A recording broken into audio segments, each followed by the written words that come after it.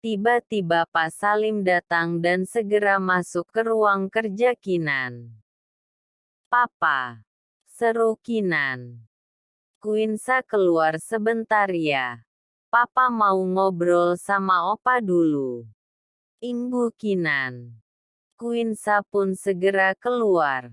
"Papa kapan datang?"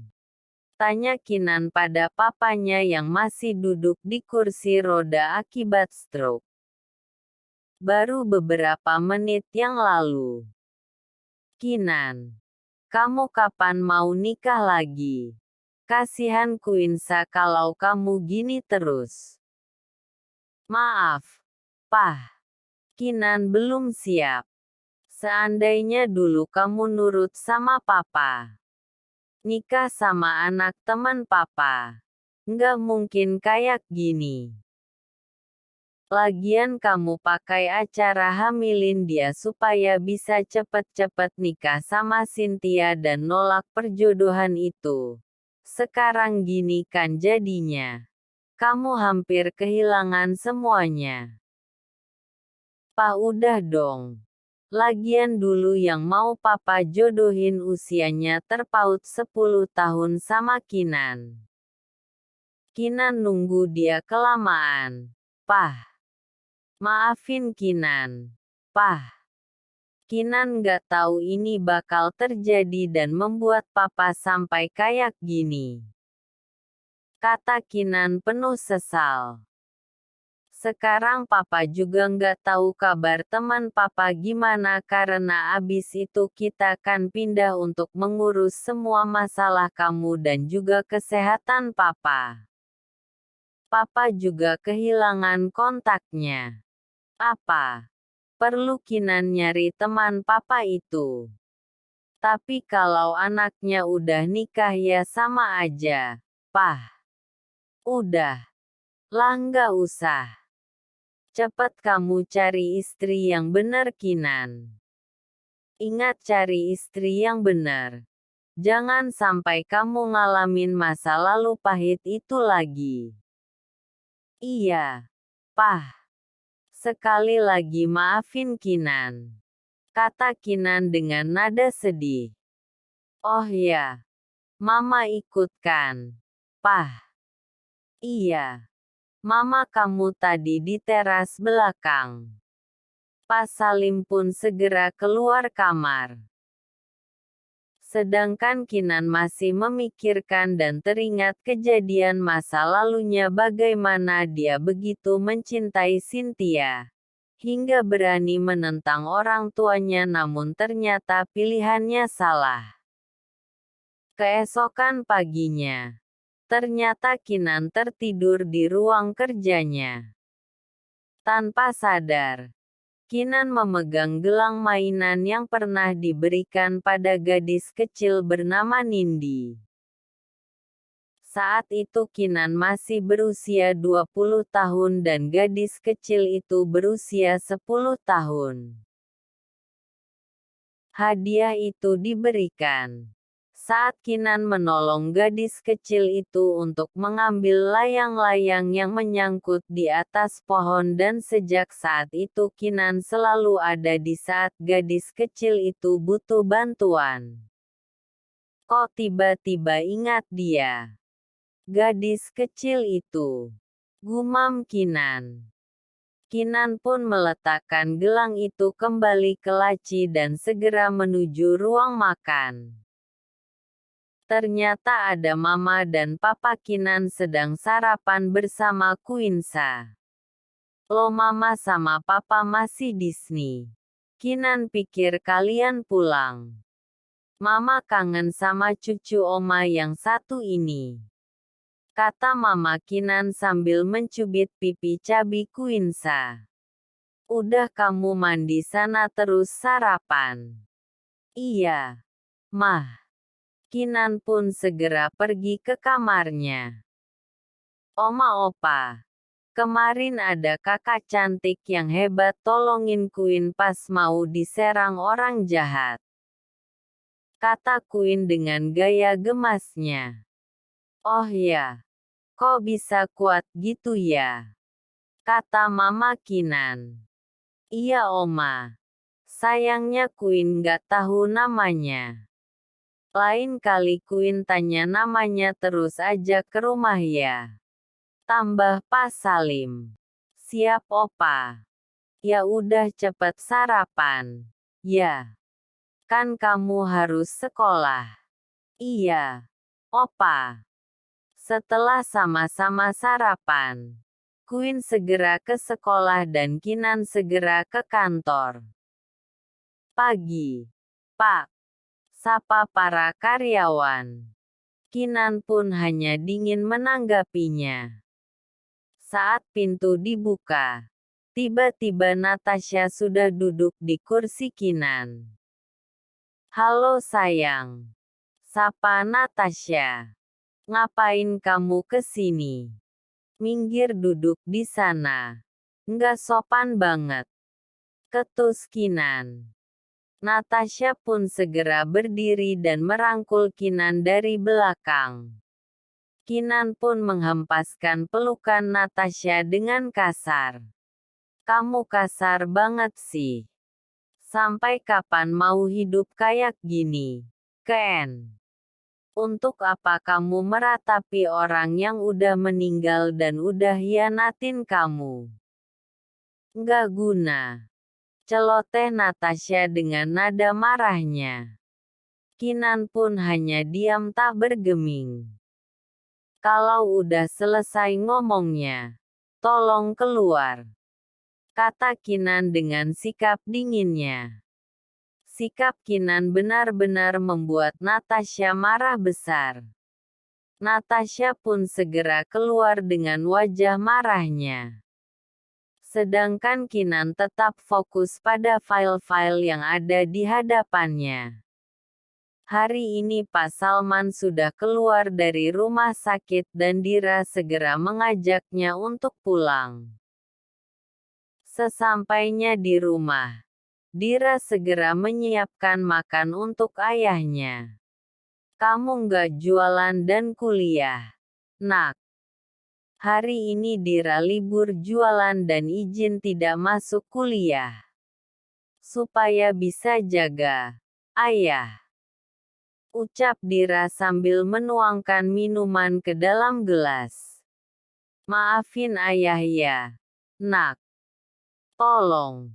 Ayah jangan selalu bilang maaf sama Dira. Dira bahagia bersama ayah. Kata Dira sambil memeluk ayahnya. Ayah makan dulu aja. Ya. Dira abis ini mau ke minimarket buat beli bahan kue. Iya. Nak. Kamu hati-hati ya. Iya. Ayah. Dira jalan dulu ya.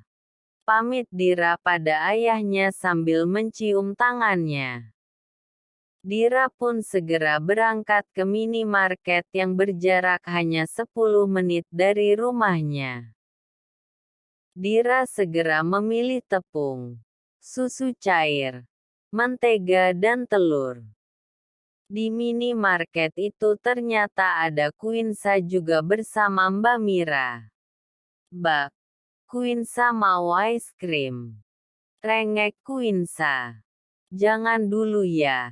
Sayang. Tenggorokan Queen kan baru sembuh. Nanti Mbak Mira dimarahi papa.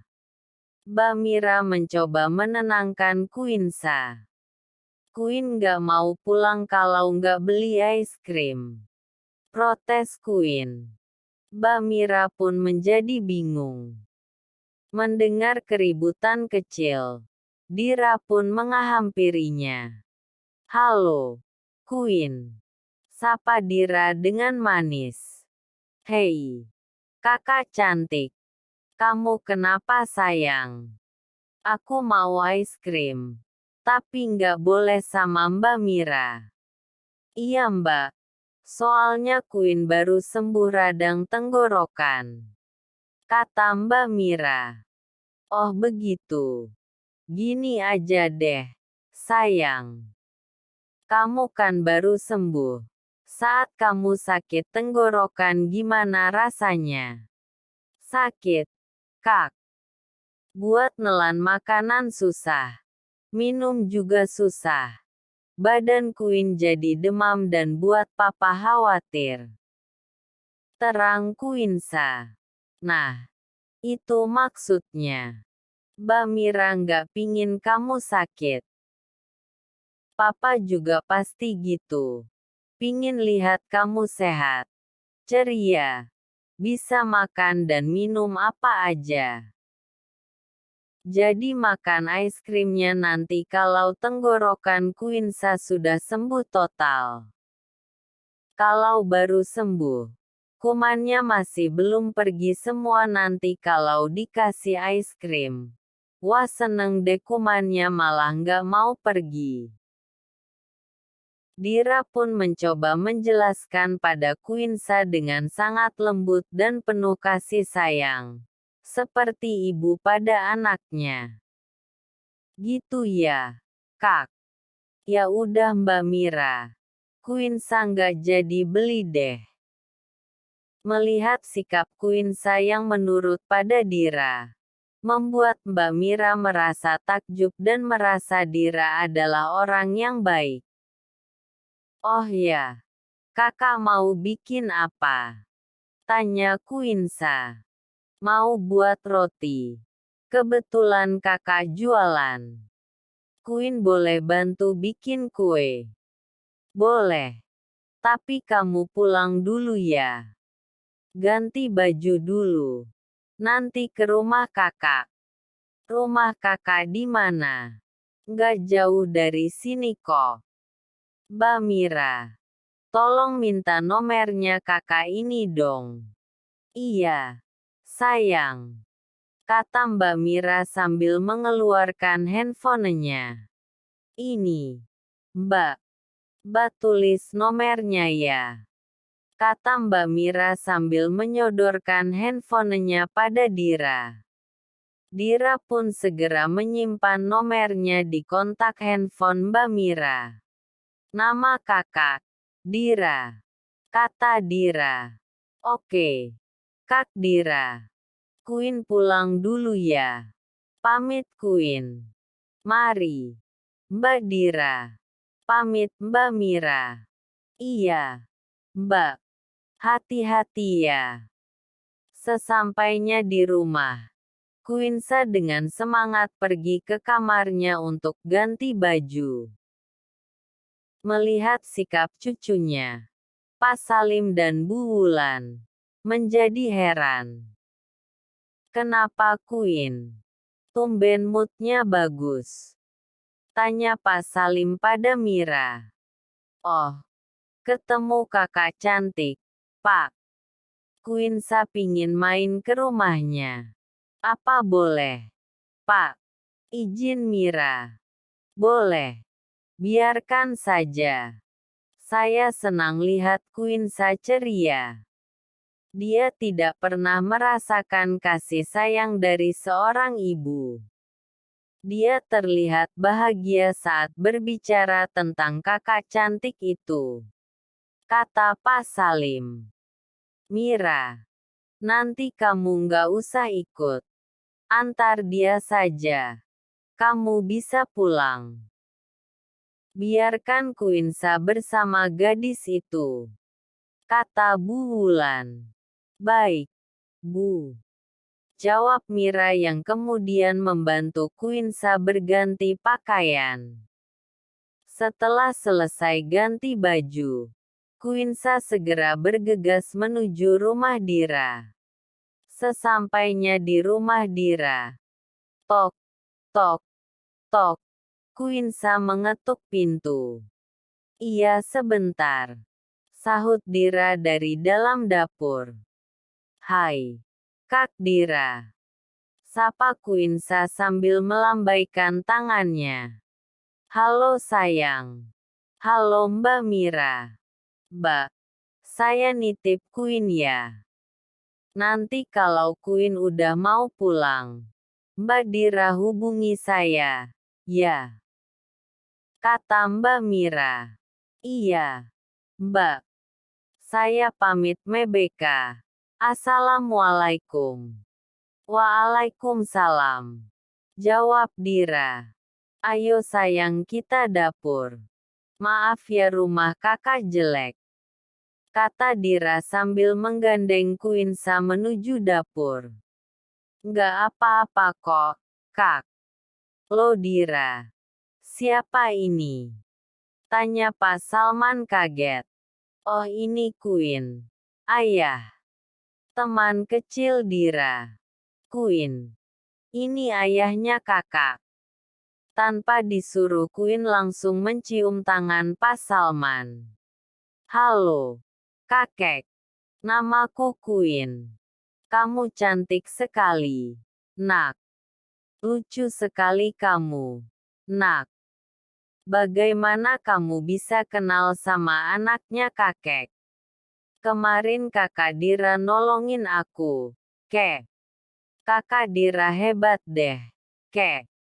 Bisa menghajar dua penjahat sekaligus. Seperti superhero. Cerita Kuinsa dengan gemasnya membuat Pak Salman ingin segera punya cucu. Dira. Kalau lihat Kuin. Ayah rasanya ingin segera punya cucu. Kamu cepetan nikah ya. Kata Pak Salman. Memangnya Kak Dira sudah punya pacar? Kek. Belum. Nak.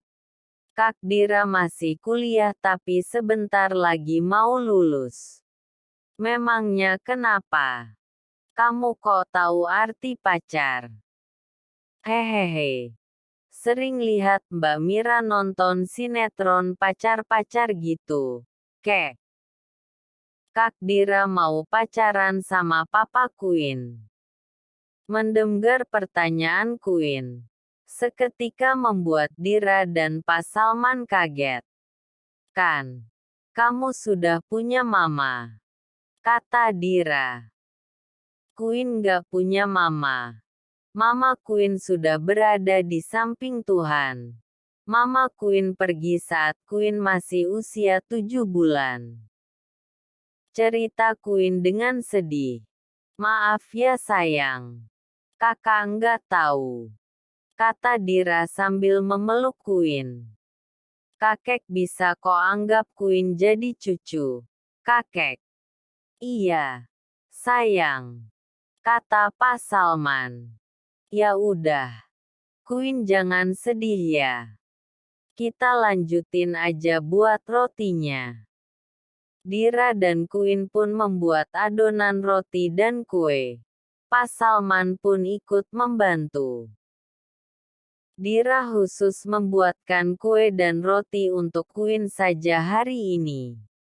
Mereka bercanda, tertawa seperti keluarga. Bahkan Pak Salman pun sangat bahagia dengan kehadiran Kuinsa. Setelah bergelut dengan tepung, kue yang mereka bikin pun jadi brownies, cookies, nastar dan tiramisu adalah request Kuinsa. Kuinsa pun mencicipinya dan mengacungkan dua jempolnya pada Dira. Jam menunjukkan pukul 5 sore. Mbak Mira pun sudah menjemput Kuinsa. Wah kuenya banyak banget Kuin. Kamu kok ngerepotin Kak Dira. Bikin kue sebanyak ini. Nggak apa-apa kok. Brownies dan cookies request Kuin. Tiramisu cake buat Papa Kuin. Terus nastar katanya kesukaan Oma dan Opa Kuin. Jelas Dira. Ya ampun. Sayang. Kamu ini mintanya ada-ada saja. Satu rumah kamu bawain semua. Kasihan Kak Dira buat kue sebanyak ini. Kata Mbak Mira yang merasa sungkan dengan permintaan Kuin. Mbak Mira. Nggak apa-apa. Saya senang kok. Bisa buat kue ini. Ya sekalian buat promosikan Mbak. Siapa tahu abis ini ada yang pesan. Bukan. Kak Dira itu baik hati. Kak Dira. Makasih ya. Kakek makasih juga ya. Queen senang banget. Queen pamit dulu, kata Queen sambil memeluk Dira dan Pak Salman secara bergantian. Sama-sama, sayang. Hati-hati ya, kata Dira. Tak lupa Queen mencium tangan Dira dan Pak Salman. Hati-hati ya, nak, ucap Pak Salman.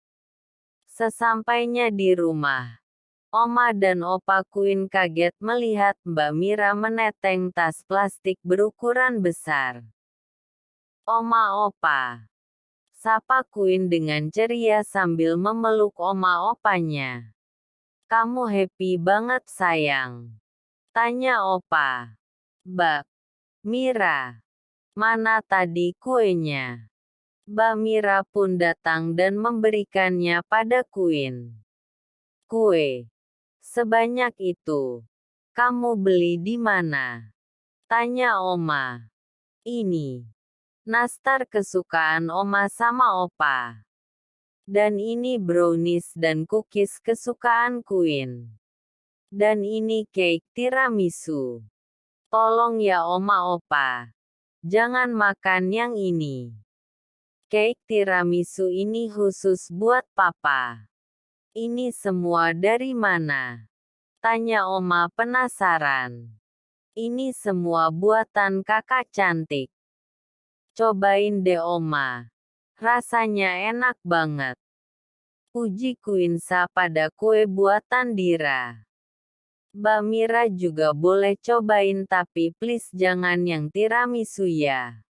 Ini mau Queen kasih buat Papa. Sikap aneh Queen membuat Oma dan Opanya heran, begitu juga dengan Mbak Mira. Mereka pun mulai mencoba kue buatan Dira. Nastarnya empuk banget. Selainya juga enak. Manisnya pas buat Oma dan Opa. Puji Oma. Iya. Ini enak banget. Tapi nanti gula kita bisa naik, Oma, kata Opa. Tenang Opa. Nastarnya pakai gula khusus jadi Oma dan Opa aman. Tadi Queen yang bilang sama kakak cantik. Iya. Enak banget buatan Mbak Dira. Persis kayak di toko-toko terkenal. Puji Mbak Mira.